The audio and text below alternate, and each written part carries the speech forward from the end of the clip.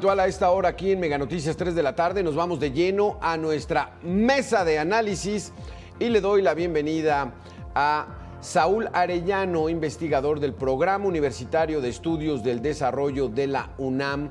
Gracias, Saúl, por estar con nosotros. Al revés, Alberto, es un gusto estar en tu programa. Gracias por invitarme. Educación, el gran reto, no solamente para esta administración, sino para todo el país. O sea, el Estado debería estar preocupado en que tuviéramos mejores resultados en educación superior, Saúl. Pero, ¿cuál sería el balance de la educación universitaria en México en estos momentos? Mira, Alberto, tenemos un severo problema, como se veía en la nota. Ha habido un enorme abandono de la educación en todos los niveles.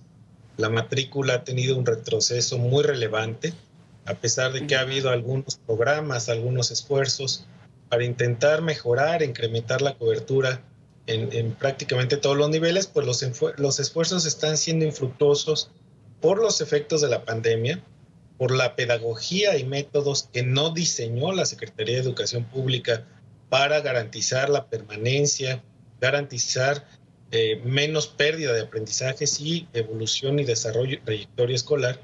Y esto evidentemente llevó a que muchas familias, debido a la falta de recursos económicos, pero también al desánimo de observar que sus hijos no estaban aprendiendo, decidieron pues mejor sacarlos de las escuelas en todos los niveles. Tenemos también una crisis muy importante en términos de inversión pública para la educación y particularmente para la educación superior. De acuerdo con los datos que tenemos del presupuesto de egresos de la Federación y que han sido analizados por el Centro de Estudios de las Finanzas Públicas de la Cámara de Diputados, que finalmente le da seguimiento al presupuesto público en el país, tenemos que el presupuesto para educación pública superior había tenido un récord histórico en el 2015. Llegamos a 227,000, casi 228,000 millones de pesos anuales, justamente en el 2015, pero a partir de ahí vino un declive muy importante. En primer lugar, descendió a 211,000 millones en el año 2016 y luego tuvo una caída que se ha mantenido prácticamente en el mismo nivel desde el 2017 hasta el 2022. Tenemos una inversión de alrededor de 184,000 millones de pesos anuales en promedio, y esto es una de las inversiones más bajas de la Organización para el Desarrollo y la Cooperación Económica, la OCDE. ¿Por qué es importante compararnos con estos países? Bueno, porque son nuestros socios comerciales, son las economías más potentes y que están transitando rápidamente a la sociedad del conocimiento. Cuando vemos la inversión pública en materia de ciencia y tecnología, lo que vemos, Alberto, es también un estancamiento muy fuerte de todo este recurso que decimos que hay para la educación superior, 183,000 millones en el 2022, que está muy lejos de la cifra del 2017 de la administración pasada. Vemos que la inversión para ciencia y tecnología llegó apenas a 29,000 millones de pesos en este año, cuando, por ejemplo, en 2016 tuvimos una inversión de 44,800 millones de pesos, es decir, estamos casi 40% abajo de lo que teníamos en el 2016, que insisto es uno de los años de más inversión, muy lejos de lo que tuvimos en 2015, 46,900 millones de pesos, cifra histórica en ciencia y tecnología para el país. Sí. Porque estas cifras que estamos dando, pues evidentemente hay que agregarle el efecto de la inflación. Estos son datos absolutos que no están deflactados con la inflación que hemos tenido, y esto nos habla que en términos brutos, pero también la inversión por estudiante ha decrecido. Tenemos un país con apenas una cobertura de 3 de cada 10 jóvenes en edad de asistir a la educación superior matriculados en alguna institución pública o privada, y esto evidentemente nos da un panorama crítico, porque si de algo ha crecido esta administración es de un proyecto educativo integral que te vaya llevando desde la primaria hasta la educación superior y el posgrado. Así es. Vamos a darle la bienvenida a Alma Maldonado, investigadora del Departamento de Investigaciones Educativas del CINVESTAF. Alma, gracias por estar con nosotros. Si no hay presupuesto, esto significa varias cosas, ¿no? No hay la intención del Estado de apoyar la educación, rásquense con lo poquito que tienen, pues que los egresados salgan, pues como puedan. O sea, ¿cómo lo entiendes tú, Alma Maldonado, que el presupuesto, más allá de ir creciendo, lo van disminuyendo? Sí, bueno, estaba escuchando con mucha atención a Saúl, sus puntos de vista.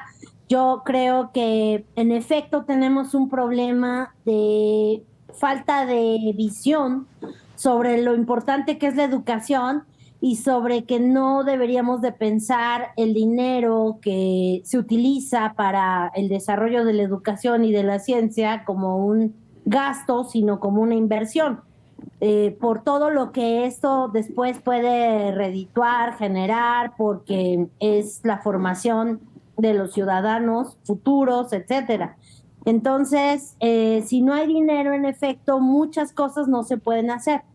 No todo tiene que ver con el dinero, por supuesto. Hay muchas otras cosas que tienen que ver con la voluntad política y con quizás la falta de visión, pero sí me parece que, como decimos quienes estudiamos a las políticas públicas, el dinero al final es lo que habla. Un gobierno, un presidente, un político puede decir muchas cosas sobre la educación y su importancia, perdón, pero a la hora de verlo reflejado en el presupuesto es donde nos tiene que caer, ¿no?, en cuenta, y de ahí el 20 de decir, efectivamente les importa o no les importa el plano educativo. Entonces, creo que el problema que tenemos en México es que se ve a muy corto plazo el tema educativo, lo pensamos para este sexenio, viene un nuevo presidente, cambia todo, en lugar de decir cómo vamos a hacer proyectos de largo alcance que tengan resultados concretos y resultados efectivos, y todo esto tarda también, ¿no? Es un tema de darle prioridad, de darle el dinero adecuado y de esperar los resultados que también no se generan luego, ¿no? Entonces creo que nos ha faltado esta combinación y desafortunadamente la pandemia vino a interrumpir pues muchas cosas en nuestras vidas, en las escuelas, y creo que tampoco se tuvo la visión para entender que es un problema que nos iba a afectar y que deberíamos de haber atendido mucho más claramente a las poblaciones vulnerables. Saúl, ya nos diste una exposición de lo que representa el presupuesto, pero dice la maestra Alma, no le importa al actual gobierno el plano educativo. ¿Por qué crees tú, Saúl, que no les interesa apostarle verdaderamente a una educación superior de calidad? Mira, Alberto, yo creo que la educación ha sido un tema que las y los políticos han dejado de lado desde hace muchas décadas. El gobierno actual reproduce los vicios del pasado en el sentido de que cada gobierno tiene el interés de dejar su impronta, ¿no? Dejar una huella, una marca. Y desde el sexenio de Carlos Salinas, recordemos, casi todos los gobernantes han impulsado una reforma educativa que pretenden ser la última, la definitiva, la que realmente nos va a colocar a la vanguardia y que nos va a insertar en la sociedad del conocimiento. Y cada una de estas reformas ha mostrado estrepitosos fracasos. Casi todas han terminado, pues ahora sí citando al clásico, en el basurero de la historia, y la que tenemos en esta administración parece y apunta que va hacia allá. Por eso es tan preocupante, Alberto, lo que tenemos en el Congreso de la Unión como una nueva propuesta de ley de educación superior, vamos a decirlo en términos muy generales, que lo que busca es ideologizar a la enseñanza superior, al desarrollo científico y tecnológico del país, antes que ubicarlo en, digamos, una trayectoria de largo plazo. Si algo ha carecido todos los gobiernos, y el actual es paradigmático en esto, es de una visión de largo plazo. La educación no puede pensarse para 6 años, los proyectos legislativos de política pública no pueden pensarse en un corto plazo o en tan corto plazo, porque los procesos educativos, cuando tienen efectividad, cuando se desarrollan reformas exitosas, lo hemos visto en Corea, en Finlandia, en prácticamente todos los países nórdicos, han sido procesos que tardan 2 o 3 décadas en cuajar, en consolidarse. En eso no hemos logrado constituir un consenso, porque generalmente las reformas que se plantean y se practican, pues se llevan a cabo sin el consenso de la mayoría de las visiones que tenemos en el país. ¿Se podría construir ese consenso? Sí, pero como lo decía la maestra Alma, no hay la voluntad política para avanzar hacia una reflexión mesurada, seria, que sea transeccional y que piense una reforma de largo plazo, en la cual en 20 o 30 años tengamos un sistema de educación superior sólido, potente, que incluya a la mayoría de quienes quieran estudiar y que nos prepare para la transición tanto demográfica como epidemiológica que tenemos en el país. Tenemos una educación, Alberto, que sigue reproduciendo esquemas del siglo XIX, literalmente hablando, que tiene esta apuesta por la enciclopedia o el enciclopedismo y que no apuesta, por un lado, en la rama de las ciencias, de las matemáticas, las llamadas ciencias duras, por la generación de competencias, aprendizajes, aprender a aprender, como se dice en el argot pedagógico, y del lado de las humanidades, tampoco tenemos una estrategia de largo aliento que fomente la poesía, las artes, la música, las disciplinas del espíritu y que nos lleven a una superación cultural y pedagógica del pueblo, como dice la Constitución. Entonces, se conjuntan todos estos factores y lo que tenemos es la terrible crisis que estamos atestiguando. Maestra Alma Maldonado, la reforma de 2013 traía esto que dice el maestro Saúl, o sea, traía esa intencionalidad de trabajar por competencias, de depurar a la parte académica, las direcciones de las escuelas. ¿Será muy difícil armar una estructura de cuál es el tipo de educación que requiere México? Bueno, yo creo que el problema que tenemos, Alberto, es que las distintas reformas no logran consolidarse. Entonces yo te puedo decir que desde cada una de las reformas educativas que ha habido hay elementos importantes e interesantes.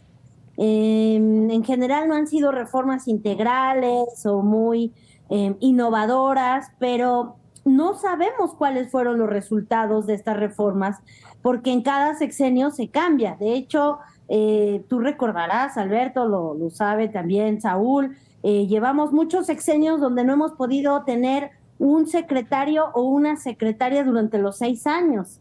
Es una oficina que se utiliza, ¿no?, con fines políticos básicamente, y no para desarrollar un proyecto realmente educativo. Entonces, no sabemos muchas de las cosas que pasaron con estas innovaciones o estos cambios que propusieron porque nunca pudimos evaluarlo. Y así hemos estado. Creo que eso es parte del problema aquí. La otra cosa, no sé si Saúl a lo que se refería es a la ley de ciencia, porque en realidad la ley de educación superior ya se aprobó. Y esa sí se aprobó por consenso. Ahorita lo que tenemos un gran debate en el sector, y esto afecta directamente a la educación superior, es el debate de la ley de ciencia. Y ahí es donde muchos académicos, instituciones y etcétera hemos dicho queremos participar en la discusión de lo que se va a aprobar porque nos afecta al sector. Quienes más producen investigación son las instituciones de educación superior. Entonces no se debe de ver esto como dos ámbitos separados, porque de lo contrario no estamos entendiendo que la producción de conocimiento mayoritariamente se lleva a cabo en las instituciones de educación superior. Creo que se nos vienen grandes retos. Lamentablemente no hemos estado a la altura como país con tantas políticas cambiantes sin poder evaluar los resultados claramente. Sí, es verdaderamente lamentable, por decirlo menos, si no es que hasta triste, esta realidad del sistema de educación superior de nuestro país. Alma Maldonado, muchísimas gracias. Saúl Arellano, muchísimas gracias. Y como decías, maestra Alma, hasta don Manuel Bartlett fue secretario de Educación Pública de 88 a 92. Válgame el asunto. Así que gracias por haber estado con nosotros, Alma y Saúl. Muchas gracias por la invitación. Saludos. ¿Qué opina usted? ¿Cómo nos encontramos a nivel superior educativo en nuestro país? Hay que hacer mucho, todavía mucho, desde inyectar más presupuesto hasta verdaderamente hacer una estructura de qué tipo de educación requiere nuestro país. Pero parece que no hay la voluntad, como dicen nuestros especialistas. Regresamos en 2 minutos.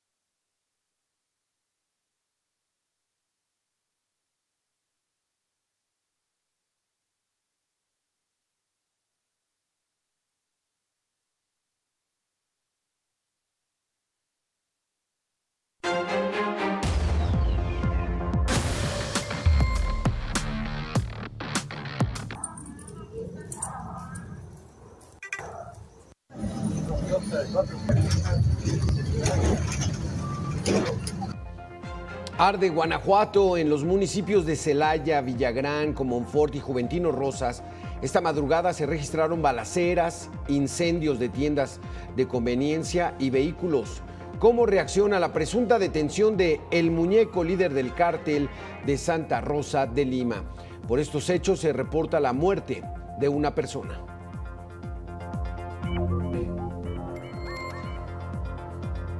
La Secretaría de Seguridad de Chihuahua tomó el control de los penales en el estado, empezando por el de Ciudad Juárez, donde el 1 de enero, usted recuerda, se fugaron 30 reos. La gobernadora Maru Campos aclaró que la estrategia busca tener un mejor control y ofrecer seguridad a los habitantes. En esta intervención participa personal de la Defensa Nacional, la Guardia Nacional, la Agencia Estatal de Investigaciones y la Fiscalía del Estado. Y como ya veíamos allá en Guanajuato en la primera nota, pues bueno, 2 elementos de la Guardia Nacional murieron y 2 resultaron gravemente heridos luego de que la unidad en la que viajaban chocó con un tren. Esto en la ciudad de Celaya. De acuerdo al reporte, el accidente ocurrió en la colonia Las Américas. Los elementos